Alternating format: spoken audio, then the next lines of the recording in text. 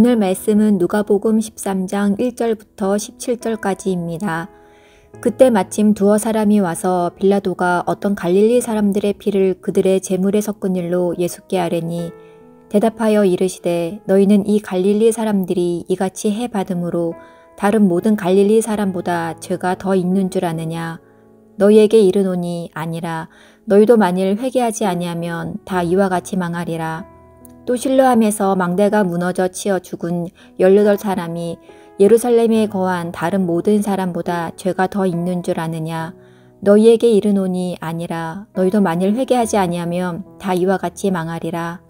이에 비유로 말씀하시되 한 사람이 포도원에 무화과 나무를 심은 것이 있더니 와서 그 열매를 구하였으나 얻지 못한지라. 포도원 지기에게 이르되 내가 3년을 와서 이 무화과 나무에서 열매를 구하되 얻지 못하니 찍어버리라. 어찌 땅만 버리게 하겠느냐. 대답하여 이르되 주인이여 금년에도 그대로 두소서. 내가 두릅하고 거름을 줄이니 이후에 만일 열매가 열면 좋거니와 그렇지 않으면 찍어버리소서 하였다 하시니라. 예수께서 안식일에 한 회당에서 가르치실 때에 18배 동안이나 귀신 들려 앓으며 꼬부라져 조금도 펴지 못하는 한 여자가 있더라. 예수께서 보시고 불러 이르시되 여자여 내가 내 병에서 놓였다 하시고 안수하시니 여자가 곧 펴고 하나님께 영광을 돌리는지라. 회당장이 예수께서 안식일에 병 고치시는 것을 분내어 무리에게 이르되 일할 날이 엿새가 있으니 그동안에 와서 고침을 받을 것이요 안식일에는 하지 말 것이니라 하거늘 주께서 대답하여 이르시되 외식하는 자들아 너희가 각각 안식일에 자기의 소나 나귀를 외양간에서 풀어내어 이끌고 가서 물을 먹이지 아니하느냐. 그러면 18배 동안 사탄에게 매임받은 이 아브라함의 딸을 안식일에 이 매임에서 푸는 것이 합당하지 아니하냐. 예수께서 이 말씀을 하심에 모든 반대하는 자들은 부끄러워하고 온 무리는 그가 하시는 모든 영광스러운 일을 기뻐하니라. 아멘. 오늘 말씀은 크게 두 부분으로 내용이 구분됩니다. 1절부터 9절은 회개에 대한 가르침이고 10절부터 17절은 예수님이 안식일에 한 여인을 고친 이야기가 나옵니다. 두 이야기에는 공통점이 한 가지 있습니다. 두 이야기 모두 인간적인 의로움이 아니라 하나님의 은혜로 살아가야 한다는 사실을 잘 보여줍니다. 앞선 이야기는 우리 모두 회개가 필요한 죄인임을 보여주고요. 그 다음 이야기는 사람이 생명을 얻는 것은 종교 행위나 노력으로 말미암지 않고 연약한 자들에게 은혜를 베푸시는 하나님의 손길로 말미암는다는 것을 보여줍니다. 이 두 이야기를 통해서 함께 하나님의 은혜에 대해서 생각해 보도록 하겠습니다. 먼저 예수님은 우리에게 회개할 수 있는 은혜를 보여주십니다. 예수님께 두어 사람이 와서 예루살렘에서 벌어진 뜨거운 소식을 전합니다. 갈릴리 사람들이 예루살렘에 제물을 가지고 제사를 드리기 위해 왔습니다. 빌라도는 이들을 무참히 죽이고 제물의 피에 사람들의 피를 섞어버립니다. 사람들은 성전에서 벌어진 이 끔찍한 죽음의 탓이 어디에 있는지 묻습니다. 아마도 사람들은 갈릴리 사람들이 지은 죄가 많아서 이런 비참한 일을 당하지 않았을까 생각한 모양입니다. 즉, 갈릴리 사람들보다 지금 나 자신이 안전하고 무사한 까닭은 저런 일을 당한 사람들보다 내가 의롭기 때문이라는 자기의 의를 은근슬쩍 드러내고 있습니다. 그러나 예수님의 해석은 다릅니다. 2절부터 3절입니다. 대답하여 이르시되 너희는 이 갈릴리 사람들이 이같이 해 받음으로 다른 모든 갈릴리 사람보다 죄가 더 있는 줄 아느냐. 너희에게 이르노니 아니라 너희도 만일 회개하지 아니하면 다 이와 같이 망하리라. 동일하게 4절과 5절에서는 실로암 망대에서 생명을 잃은 사건도 언급하십니다.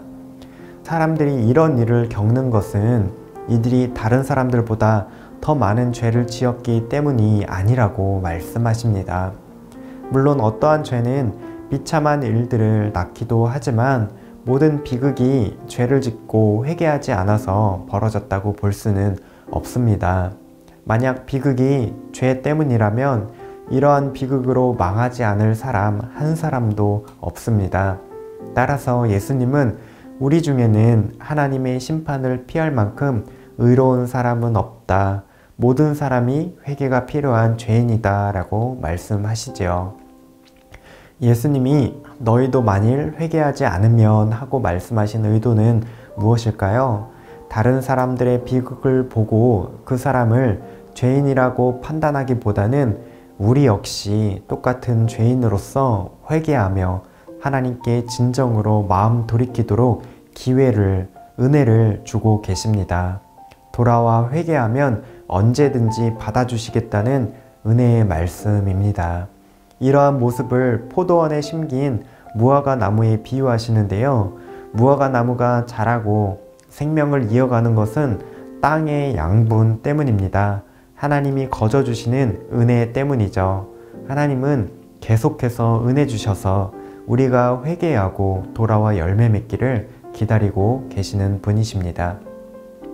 예수님이 드러내시는 두 번째 은혜는 무엇일까요? 예수님은 회복시키시는 은혜를 주시는 분이십니다. 11절을 보면 하나님의 은혜가 절실히 필요한 사람이 있습니다. 18회 동안이나 귀신 들려 앓으며 꼬부라져 조금도 펴지 못하는 한 여자가 있더라. 이 여인은 스스로의 힘으로는 도저히 이 고통스러운 상황에서 벗어날 수 없습니다. 안식일임에도 불구하고 안식할 수 없는 아픔을 겪고 있습니다. 사람들은 앞선 이야기에서처럼 이 여인이 죄를 많이 지어서 이 고통 당한다고 손가락질 할지도 모르겠습니다. 아무도 그녀에게 도움을 베푸는 사람이 없습니다. 예수님이 이 여인을 안수하여 고치자 회당장은 안식일을 어겼다 말하며 시비를 겁니다. 예수님은 말씀하십니다. 너희 소나 나귀도 안식일에 목마르면 물을 먹이는데 하물며 이 아브라함의 딸 하나님의 백성이 사탄에게 매인 것을 푸는 것이 합당하지 않겠느냐 하고 말이죠. 사람들은 율법을 지킨다는 명목하에 사람보다 자신의 종교적인 의로움을 더 중요시 여깁니다. 그래서 소나 나귀와 같은 가축들을 돌보는 일보다도 하나님의 백성을 회복시키는 일에는 관심이 없습니다. 하지만 예수님은 회복과 구원이 필요한 하나님의 백성을 기꺼이 찾아가셔서 손 내밀어 주시는 분이십니다. 두 이야기를 함께 종합해 보겠습니다. 하나님은 예수님을 통해서 우리에게 두 가지 은혜를 보여주십니다. 첫 번째는 회개할 수 있는 은혜이고 두 번째는 회복시키시는 은혜입니다. 우리는 스스로의 힘으로는 죄를 해결할 수 없는 연약한 죄인입니다. 우리 모두는 회개가 필요한 사람들입니다. 혹 사람들은 우리에게 죄를 지적하며 회개하라 섣부르게 충고할지도 모르겠습니다. 그러나 하나님은 예수의 이름으로 우리가 회개하고 돌이키기를 기다리시며 회개할 은혜, 회개할 기회를 주시는 분이십니다. 그리고 예수님은 회복이 필요한 영혼을 찾아가십니다. 우리를 하나님 나라 백성으로 하나님의 자녀로 받아주시며 구원하시고 회복시켜 주십니다. 우리를 살리고 진정한 회복과 회개로 이끄는 것은 예수님이 베푸신 은혜 때문입니다. 우리는 예수님이 베푸신 은혜로 말미암아 바로 서게 됩니다. 오늘 하루도 죄인인 우리에게 찾아오셔서 은혜 베풀어 주사 회복시키시고 구원하시는 주님을 의지하며 승리하시는 청년가족 되시기를 소망합니다.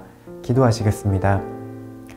우리 죄를 용서하신 하나님의 은혜를 기억하며 그 은혜를 바탕으로 우리의 죄를 돌아보고 고백하고 회개하는 성도 되게 하옵소서. 생명 없는 종교 생활을 벗어버리고 회복과 구원의 손길 내미시는 주님의 손 꼭 잡고 은혜 누리며 살아가게 하옵소서. 오늘 하루도 하나님 은혜 안에 회개와 회복 경험하시는 청년가족 되시기를 소망합니다.